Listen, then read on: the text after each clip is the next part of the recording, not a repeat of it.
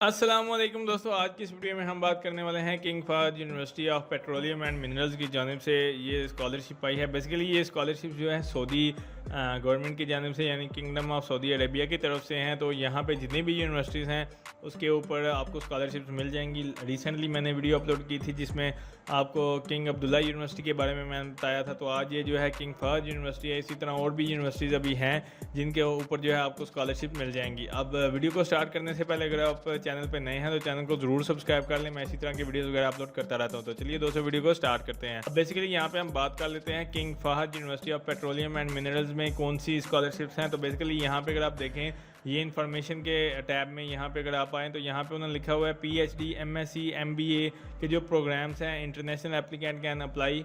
तो यहाँ पे आप लोग जो है इसके लिए अप्लाई कर सकते हैं इनके एमएस पीएचडी उसके बाद एमबीए और एमएससी के लिए। ठीक है, तो ये वाले प्रोग्राम्स भी नीचे आपको मिल जाएंगे। आपकी जो फील्ड है जो भी आप जिसमें भी करना चाहें यहाँ पे देख सकते हो। अल्फ़ाबेट के अकॉर्डिंग आपको सारे यहाँ पे मिल जाएंगे। एमएस है, पीएचडी है, फिर इसके बाद मास्टर है। तो ये सारे फील्ड्स यहाँ पे मिल जाएंगे। अब ये तो इसके प्रोग्राम्स थे जो यहाँ पे उन्होंने लिखे हुए हैं, बाकी आप सर्च कर सकते हैं। इसके बाद एकेडमिक डिपार्टमेंट्स की हम बात कर लेते हैं कि एकेडमिक डिपार्टमेंट में यहाँ पे अगर आप देखें college of computer science and engineering है, फिर कॉलेज ऑफ साइंस है, फिर ये सारी यहाँ पे उन्होंने डिटेल दी हुई है। आप लोग ये चेक कर सकते हैं। मैं ये ज़्यादा डिटेल इसलिए नहीं बता रहा क्योंकि अगर मैंने ये सारा कुछ बताया तो वीडियो काफ़ी लेंथी हो जाएगी।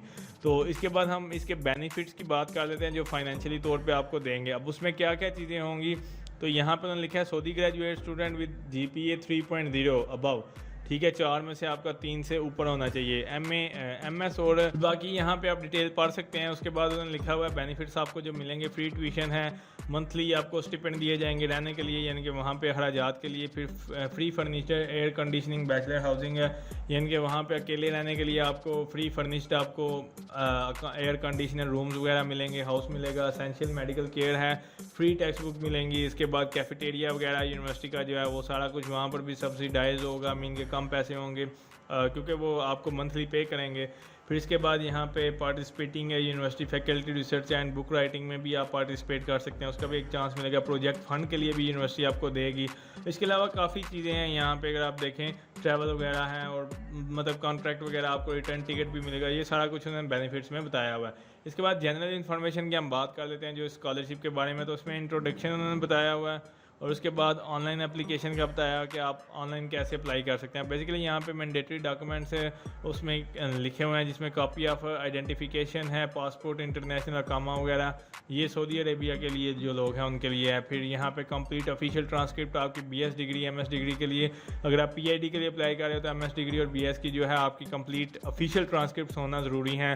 फिर 3 रिकमेंडेशन है, फिर सीवी है, फिर जीमैट स्कोर फॉर एमबीए के लिए, फिर इसी तरह अदर सपोर्टिंग डॉक्यूमेंट्स हैं जिसमें आपके सर्टिफिकेट्स हैं, टोफल स्कोर्स वगैरह है, ग्री टेस्ट है, फिर approval original certified degrees, transcript वगैरह वो सारा कुछ। एप्लीकेशन की डेडलाइन यहाँ पे मेंशन नहीं है, वैसे मैं इसकी बता दूंगा कि लास्ट डेट क्या है। फिर यहाँ पे उन्होंने बाकी भी चीज़ें बताई हुई हैं कि कौन कौन से इंस्टीट्यूट इंटरनेशनल वगैरह, ये सेंटर ऑफ रिसर्च वगैरह, ये आप चेक कर सकते हैं। पार्ट टाइम एजुकेशन, तो यहाँ पे ये चीज़ें आपने देख ली। अब यहाँ पे हम बात कर लेते हैं एडमिशन की। तो एडमिशन के अंदर यहाँ पे सबसे पहले ऑप्शन है ऑनलाइन एप्लीकेशन का।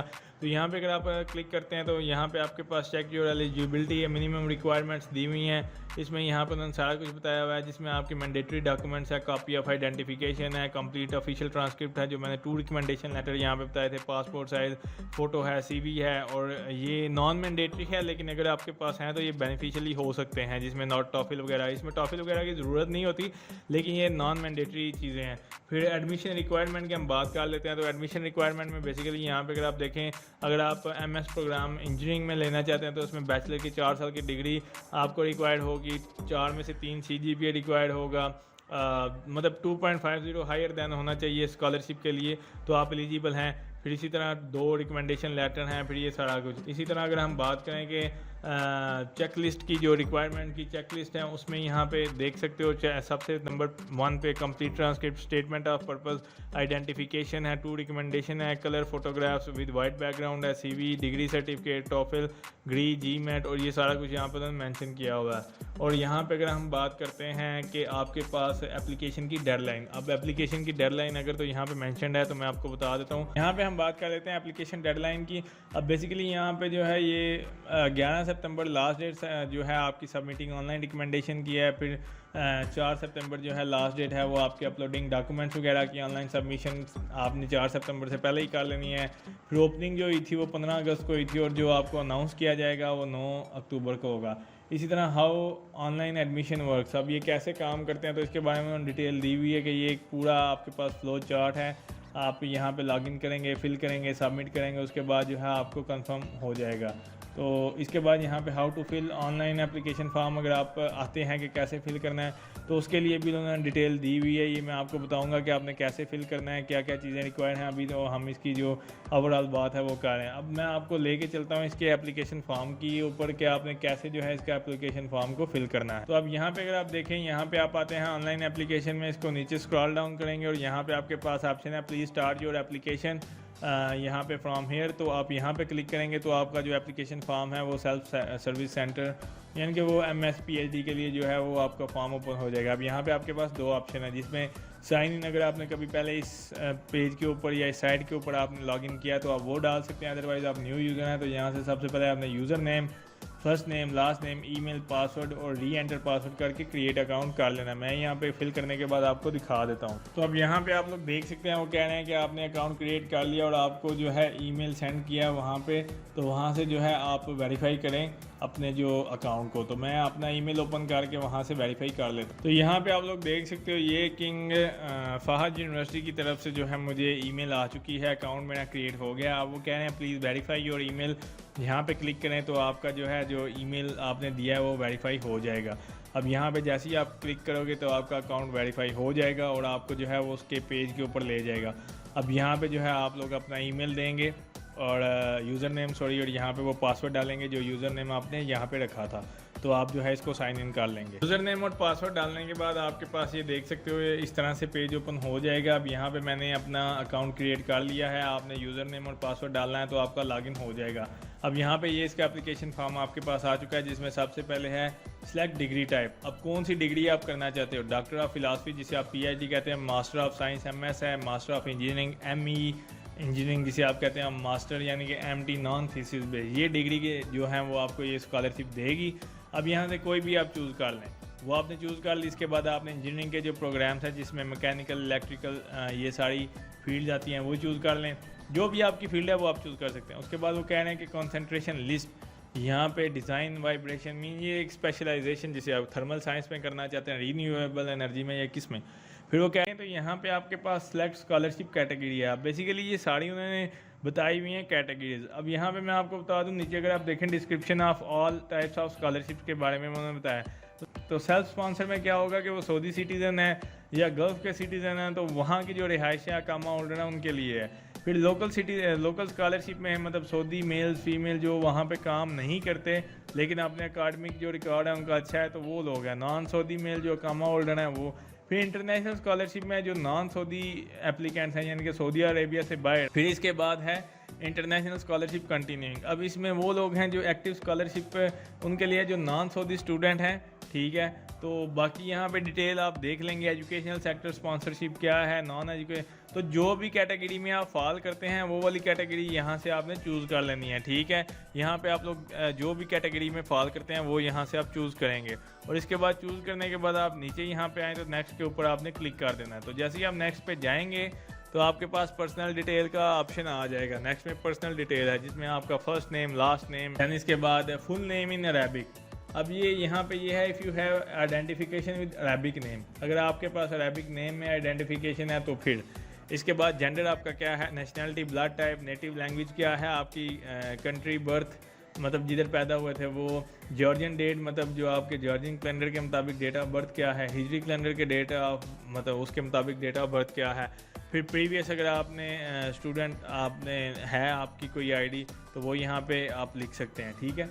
मैंडेटरी क्वेश्चन नहीं है ये वाला, ये याद रखिएगा। जिसके ऊपर ये स्टैटिक पड़ा होता है वो मैंडेटरी होते हैं, उसका आप आंसर देंगे तो आप नेक्स्ट पेज पे जाएंगे। तो यहाँ पे फिर आ जाता है आइडेंटिफिकेशन डिटेल, जिसमें आईडी टाइप है।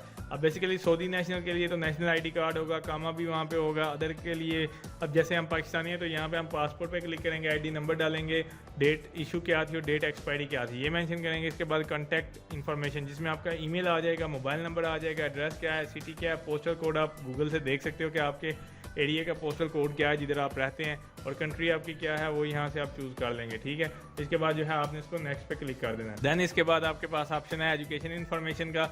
अब एजुकेशन इन्फॉर्मेशन में बेसिकली एजुकेशन हिस्ट्री आ जाती है कि प्रीवियस इंस्टीट्यूशन नेम जहाँ पे आपने बैचलर डिग्री की हुई है। अगर आप जैसे मैंने मास्टर चूज़ किया था, अब वो कह रहा है कि बैचलर की डिग्री की डिटेल यहाँ पे मेंशन करें। अब यहाँ पे प्रीवियस जो इंस्टीट्यूट का नेम है वो लिखेंगे, सिटी कौन सा था, कंट्री कौन सा था वो मेंशन करेंगे। देन इसके बाद वो कह रहा है कि इंस्टीट्यूशन नेम फाउंड नहीं होता। अगर फ़र्ज़ करें यहाँ से आप लिखते हैं यूनिवर्सिटी कोई भी, ठीक है, तो अगर वो यूनिवर्सिटी यहाँ पे नहीं आती तो यहाँ पे फिर आप उसका नेम बाय हैंड, मतलब इंस्टीट्यूशन का नेम यहाँ पे मेंशन करेंगे और नीचे ऐसे कॉमा डाल के सिटी फिर एंड कंट्री लिखेंगे। ठीक है, ये परेशानी उन्होंने एक ऑप्शन दिया हुआ है आपको। अब 10 CGPA आपका कितना था और टोटल कितना था, 4 में से था, 5 में से था वो। उसके बाद प्रीवियस मेजर सब्जेक्ट आपका कौन सा था वो आप यहाँ से चूज़ करेंगे। उसके बाद previous major if not found, अगर यहाँ पे इस लिस्ट में आपका जो प्रीवियस स्टडी आपने की है वो नहीं यहाँ पे मेंशन होती तो आप यहाँ पे खुद लिख सकते हैं। बैचलर डिग्री रेगुलर टाइम था कौन सा था वो यहाँ से आप चूज़ कर सकते हैं। उसके बाद डिग्री ड्यूरेशन 4 साल, डिग्री कब कंप्लीट हुई थी वो यहाँ से आपने मेंशन करना है। तो यहाँ पे आपके पास ऑप्शन है टेस्ट स्कोर का। मैं एक चीज़ आपको बताना भूल गया हूँ कि अगर आपकी डिग्री और भी है तो आप यहाँ पे ऐड अनदर रिस्पॉन्सेज पे ऐड करेंगे तो दूसरी डिग्री भी आप यहाँ पे मेंशन कर सकते हैं। तो इसी तरह यहाँ पे नीचे आपके पास ऑप्शन है टेस्ट स्कोर का। अब टेस्ट टाइप क्या है वो यहाँ से आप चूज़ कर लोगे अगर आपने दिया हुआ है, और यहाँ पे आपने बताना है टेस्ट की डेट क्या है। अगर नहीं दिया हुआ, अगर यहाँ पे ये मैंडेटरी नहीं है, आप यहाँ से रिमूव एंट्री कर सकते हैं। अगर ये चीज़ें आपके पास नहीं है तो ये नहीं कि आपने फॉर्म फिल करना ही करना है, आप इसको रिमूव एंट्री पे करेंगे तो ये चीज़ ख़त्म हो जाएगी। ठीक है, ये सारी तो ये चीज़ें आपने ध्यान रखनी है, इसलिए इसका भी इतना मसला नहीं आता। तो ये मैंडेटरी चीज़ें नहीं हैं, ये आइल्स टॉफल वगैरह आपको रिक्वायर्ड नहीं है, ये आपने एक दफ़ा देख लेना है। इसके बाद आपने इसको नेक्स्ट कर देना है। देन इसके बाद आपके पास ऑप्शन है एम्प्लॉयमेंट इन्फॉर्मेशन। अगर आपने कहीं पे जॉब की हुई है तो आप उसका नाम देंगे, उस जगह का, सिटी, कंट्री, और अगर वो वहाँ पे मौजूद नहीं है इस लिस्ट में तो आप यहाँ पे उसको मेंशन कर सकते हैं। जैसे यूनिवर्सिटी का मैंने आपको बताया था, नेम लिख के उस कंपनी का, देन कॉमा डाल के सिटी और कंट्री आप लिखेंगे। देन उसके बाद टाइप क्या थी, फुल टाइम, पार्ट टाइम या इंटर्नशिप, जॉब टाइटल क्या था, स्टार्ट डेट और एंड डेट आप लिखेंगे।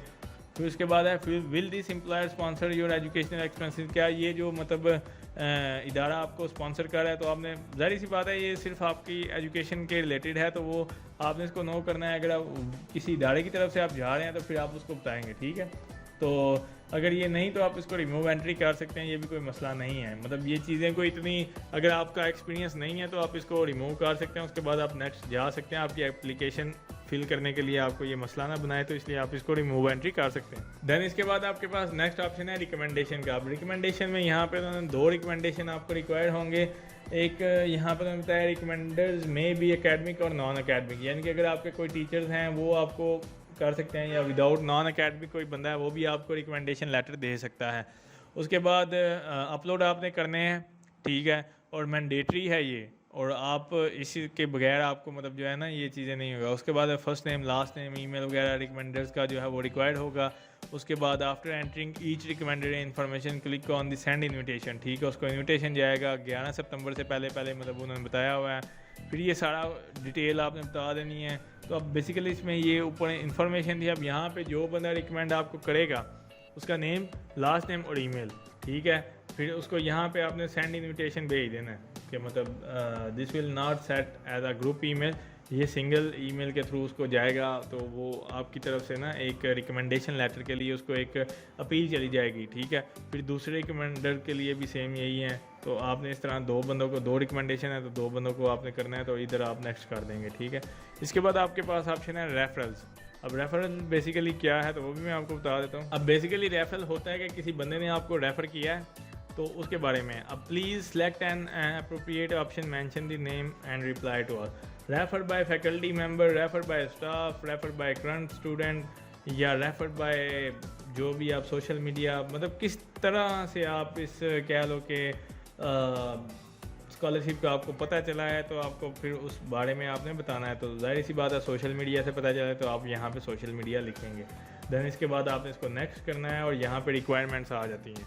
अब रिक्वायरमेंट्स में बेसिकली ये आप देख सकते हैं जिसमें है जी रिकमेंडर्स की इंफॉर्मेशन वो भी नहीं है। रिक्वायरमेंट्स में मतलब मिसिंग रिक्वायरमेंट जो डॉक्यूमेंट्स हैं, सेलेक्ट डिग्री, फिर ये सारा कुछ मतलब जो है ना ये उन्होंने बताया हुआ कि ये चीज़ें आपकी मिस हैं, तो ये आपने देख लेना। अब ये चीज़ें तो हुआ है कि समरी के तौर पे, अब यहाँ पे उन्होंने मेंशन भी किया हुआ है। अब यहाँ पे जो है आपके पास है रिक्वायरमेंट्स। बेसिकली रिक्वायरमेंट्स में ये आप देख सकते हैं हवाल स्नैपशॉट, फिर गो एसआई स्नैपशॉट है, स्पॉन्सर आईडी। अब ये बेसिकली कुछ चीज़ें आपको यहाँ पे नहीं लगेंगी क्योंकि ये कुछ चीज़ें आपके लिए नहीं हैं, ये उन लोगों के लिए जो लोग मतलब कोई स्पॉन्सर किसी को करता है या मतलब कि वो सऊदी सिटीज़न है तो उनके रिलेटेड ये चीज़ें हैं, ठीक है। अब बेसिकली जो मैंडेटरी चीज़ें हैं उसमें आपकी बैचलर की ट्रांसक्रिप्ट है, ये स्टैटिक आप देख सकते हैं।